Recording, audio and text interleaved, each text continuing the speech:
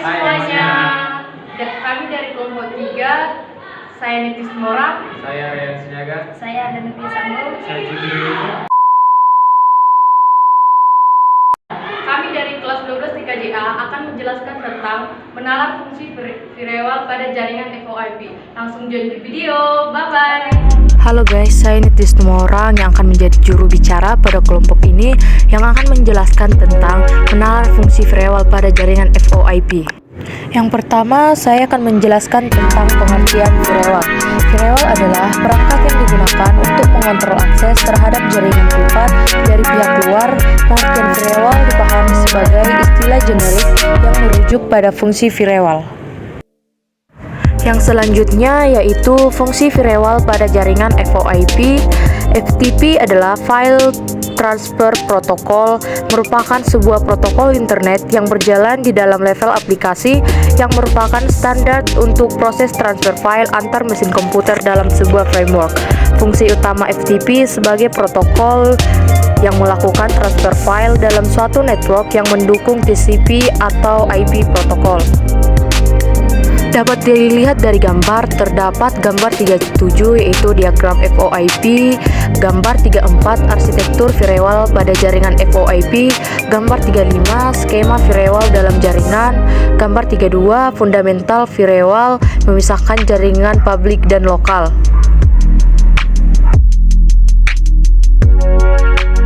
Selanjutnya terdapat gambar 38 yaitu contoh sekuritas keamanan pada FOIP yang disebut SBC atau Session Border Control.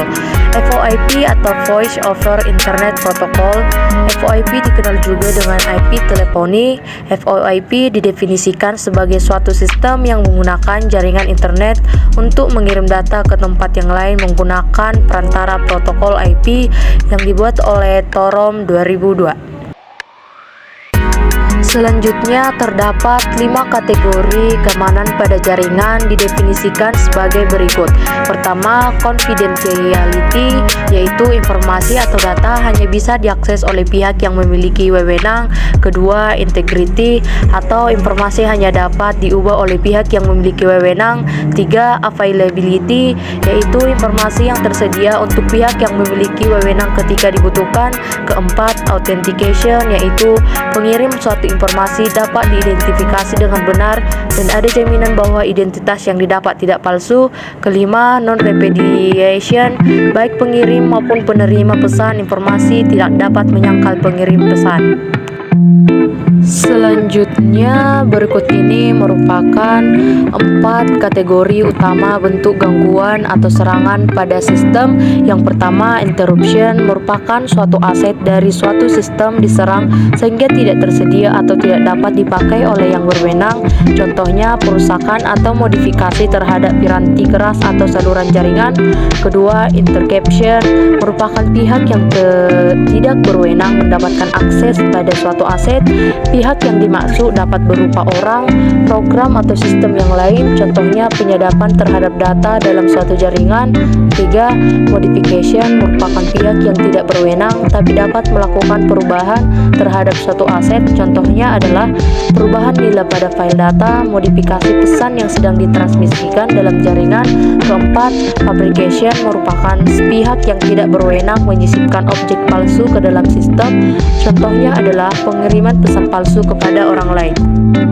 Dalam internet networking dikenal ada beberapa istilah gangguan, yaitu yang pertama, hacking, berupa pengerusakan pada infrastruktur jaringan yang sudah ada, misalnya pengerusakan pada sistem dari suatu server. Kedua, phishing, berupa pemalsuan terhadap data resmi dilakukan untuk hal berkaitan dengan pemanfaatannya. Tiga, deface, perubahan terhadap tampilan suatu website secara ilegal. Empat, guarding, yaitu pencurian data terhadap identitas perbankan seseorang, misalnya pencurian nomor kartu kredit. Selanjutnya, persiapan fungsi sistem hendaknya disiapkan pengamanan dalam bentuk yang pertama, yaitu memisahkan terminal yang difungsikan sebagai pengendali jaringan atau server pada suatu area yang digunakan untuk aplikasi tertentu. Kedua, menyediakan pengamanan fisik, ruangan khusus untuk pengamanan perangkat yang dimaksud pada poin. Tiga, memisahkan sumber daya listrik untuk NOC dari pemakaian yang lain. Hal ini untuk menjaga kestabilan fungsi sistem. Selanjutnya, firewall adalah alat untuk mengimplementasikan kebijakan security atau security policy. Sedangkan kebijakan security dibuat berdasarkan perimbangan antara fasilitas yang disediakan dengan implikasi security-nya. Semakin ketat kebijakan security, semakin kompleks konfigurasi layanan informasi atau semakin sedikit fasilitas yang tersedia di jaringan.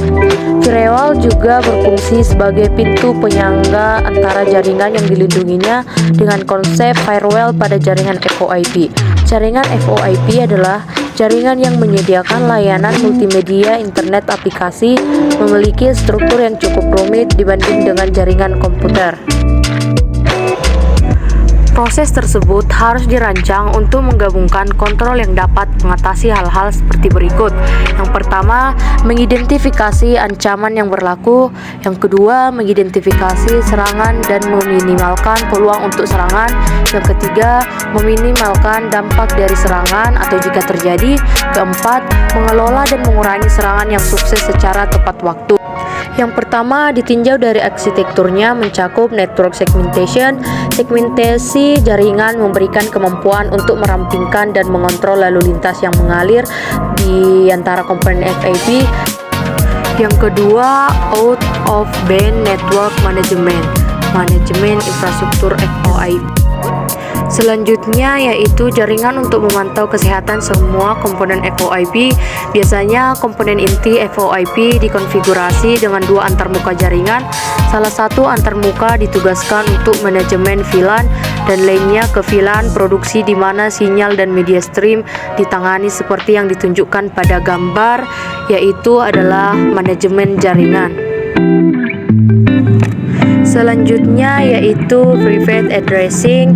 Dalam hal pengendalian jaringan dengan menggunakan firewall, ada dua hal yang harus diperhatikan, yaitu koneksi firewall yang digunakan atau dalam hal ini yang digunakan adalah koneksi TCP, dan konsep firewall yang diterapkan yaitu IP tables.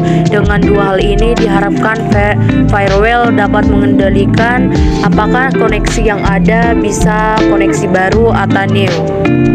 Dalam video terdapat gambar 3.34, yaitu adalah gambar private addressing. Berikut ini adalah langkah-langkah yang diperlukan dalam membangun sebuah firewall. Yang pertama atau A, menentukan topologi jaringan yang akan digunakan. Topologi dan konfigurasi jaringan akan menentukan bagaimana firewall akan dibangun. B, menentukan kebijakan atau polisi. Kebijakan yang perlu diatur saat ini adalah penentuan aturan-aturan yang akan diberlakukan. C, menentukan aplikasi-aplikasi atau servis-servis apa saja yang akan berjalan.